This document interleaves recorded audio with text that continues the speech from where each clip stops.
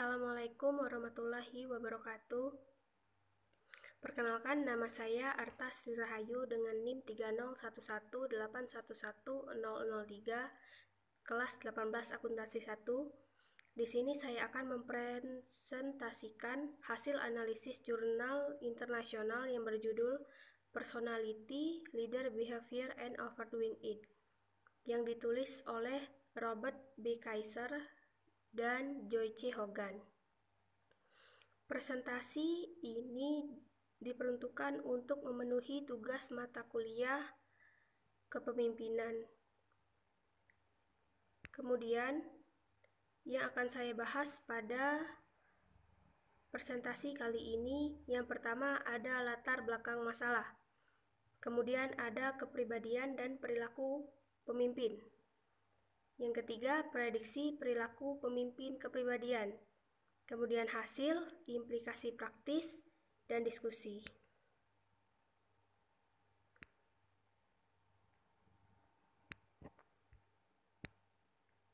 Pada latar belakang masalah, seperti yang kita tahu, penelitian kepemimpinan secara historis meminimalkan peran kepribadian. Dua alasan berpengaruh yang diterbitkan lebih dari 50 tahun yang lalu menyimpulkan bahwa hubungan antara kepribadian dan kepemimpinan dapat diabaikan. Kesimpulan ini menjadi kebijaksanaan konvensional dan mencegah penelitian lebih lanjut sampai analisis ulang Lord, Devader, dan Alliger tahun 1986. Dari karya sebelumnya, mengungkapkan kesalahan metodologi yang signifikan, kebingungan konseptual, dan salah tafsir. Penelitian sebelumnya juga menentukan konstruksi kepribadian dan taksonomi berorientasi tugas, dan kepemimpinan berorientasi perubahan untuk mengembangkan hubungan teoritis antara 7 dimensi kepribadian dan 4 perilaku pemimpin tertentu. Bagaimana jika di posisi kepribadian ekstrim yang mendekati kelemahan kepribadian, yaitu sisi gelap, dapat dikaitkan dengan melakukan terlalu banyak perilaku kepemimpinan tertentu dan mengembangkan prediksi tentang bentuk hubungan ini. Tujuan dari penelitian ini untuk memahami kepribadian ekstrim yang sering menduduki peran kepemimpinan dan aset serta kewajiban mereka.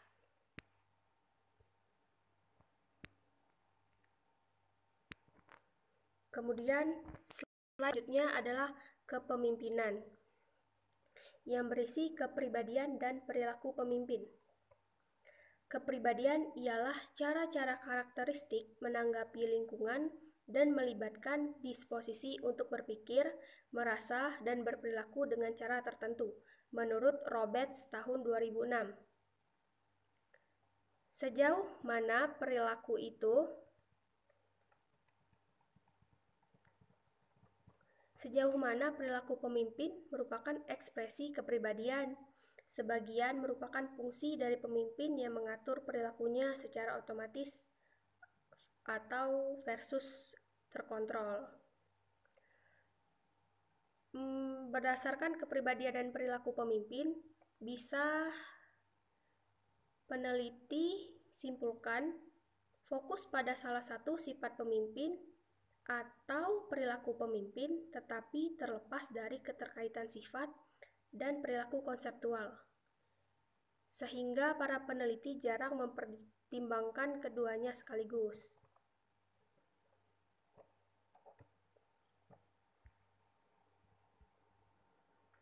Kemudian ada prediksi perilaku kepemimpinan. Yang pertama ialah konstruksi berorientasi tugas. Menurut Derwe et al.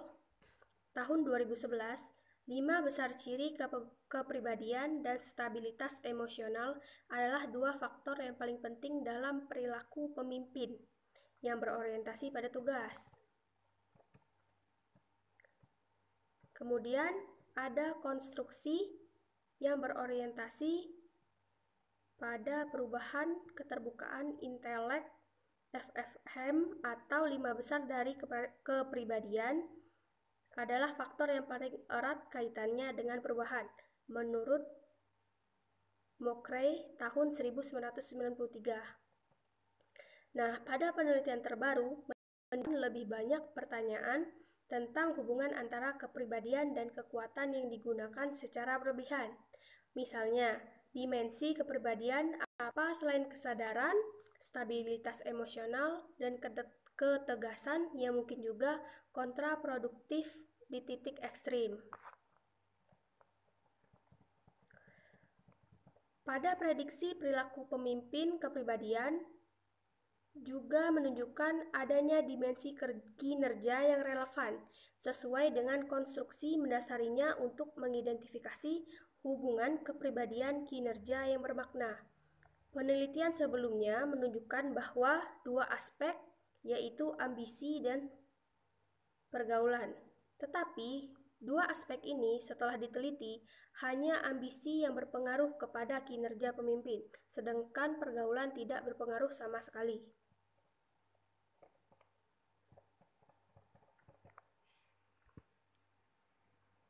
Slide selanjutnya ialah kekuatan digunakan secara berlebihan. Ini mengikuti penelitian penting dari McCall dan Lombard tahun 1983 tentang penggelinciran frasa atau kekuatan bisa menjadi kelemahan. Sekarang digunakan secara teratur dalam diskusi tentang kepemimpinan. Di sini dijelaskan bahwa kekuatan bisa menjadi kelemahan. Terkadang kekuatan atau yang menjadi kelebihan kita sendiri itu bisa menjadi kelemahan dari seorang pemimpin jika terlalu berlebihan dalam menyikapi suatu hal. Yang kedua ada kepribadian dan kekuatan digunakan secara berlebihan. Penelitian awal ini mengeksplorasi hubungan antara kepribadian dan kekuatan yang digunakan secara berlebihan. Kepribadian dan prediksi berlebihan. Hubungan antara kepribadian dan kekuatan yang terlalu sering digunakan sangat mudah untuk dikonseptualisasikan. Pada kepribadian dan kekuatan yang digunakan secara berlebihan akan menunjukkan sikap ekstrim pada disposisi kepribadian, sehingga dapat merusak efektivitas dari kepemimpinan tersebut melalui hubungan dengan perilaku yang berlebihan. Dimensi kepribadian itu sendiri, selain kesadaran, stabilitas emosional, dan ketegasan, yang mungkin juga berada di titik ekstrim.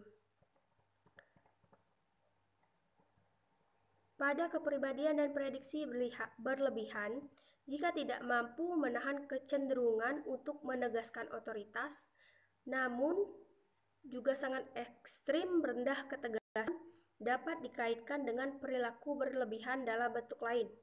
Misalnya, seorang manajer dengan ketegasan yang paling rendah mungkin tidak memberikan arahan dan struktur yang memadai, tetapi sisi baiknya ini bisa dilihat sebagai pemberdayaan.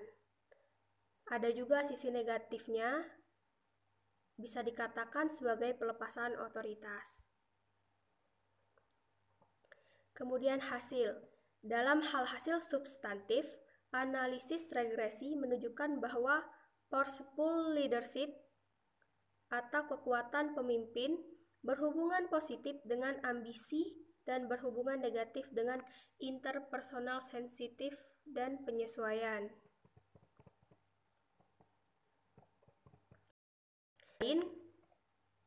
Skor rendah yang terkait dengan terlalu banyak perilaku pemimpin tidak terlalu ekstrim.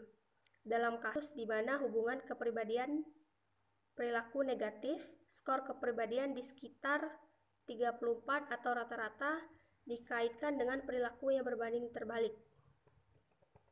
Sebenarnya, kepribadian dan perilaku pemimpin hasilnya akan berkontribusi pada pemahaman kita tentang kepribadian dan kepemimpinan dalam 4 cara.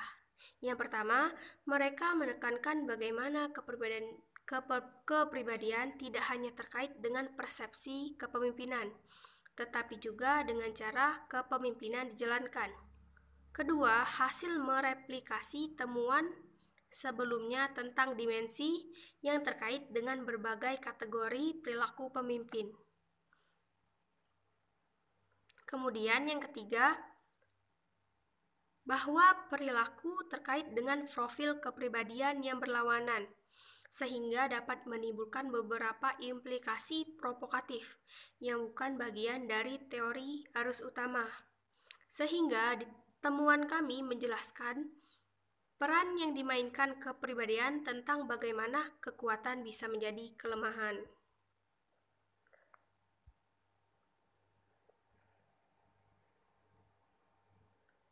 Selanjutnya ada implikasi praktis dan diskusi. Pada implikasi praktis, skor kepribadian tinggi dan rendah dikaitkan dengan kinerja suboptimal dalam hal melakukan terlalu banyak pemimpin dan terlalu sedikit perilaku pemimpin lainnya. Pada implikasi praktis itu sendiri, sebenarnya skor kepribadian dalam kisaran sedang umumnya bisa dikaitkan dengan tingkat perilaku pemimpin. Bisa dikatakan optimal, namun pada skor kepribadian yang ekstrim harus ditafsirkan dengan kaitannya dengan kekuatan serta kualitas yang diinginkan. Pada potensi untuk melebih-lebihkan kekuatan tersebut serta mengabaikan perilaku yang berlawanan, tetapi saling melengkap. Dalam implikasi praktis ini disarankan adanya pengembangan atau pembinaan eksekutif dan metode lain dari kepemimpinan berbasis kesadaran diri. Kemudian, diskusi. Penelitian ini melanjutkan tren dengan mendokumentasikan pola hubungan yang secara teoritis koheren antara berbagai dimensi kepribadian dan 4 perilaku pemimpin yang berbeda. Dengan ukuran efek rata-rata yang besar, kami juga menunjukkan bagaimana perilaku pemimpin yang saling melengkapi dikaitkan dengan profil kepribadian yang kontras. Kesimpulan dari jurnal ini ialah terlepas dari skeptisme sebelumnya, temuan empiris yang dipandu oleh teori yang lebih jelas dan metodologi yang lebih kuat telah menunjukkan peran integral kepribadian dalam kepemimpinan. Tetapi analisis terbaru telah menunjukkan bahwa kepribadian juga memainkan peran penting dalam perilaku pemimpin. Saran untuk penelitian selanjutnya, para peneliti merekomendasikan agar peneliti selanjutnya mempertimbangkan desain penelitian yang lebih interaktif yang menjadi model kepribadian 3 tingkah laku dari 3 hasil hubungan untuk lebih memahami proses kepemimpinan yang efektif. Keterbatasan dalam penelitian ini, yang pertama, penelitian ini hanya meneliti orang yang berkulit putih dalam satu ruang lingkup kerja yang sama. Untuk penelitian selanjutnya lebih baik, lebih beragam dari segi jenis dan budaya yang ada.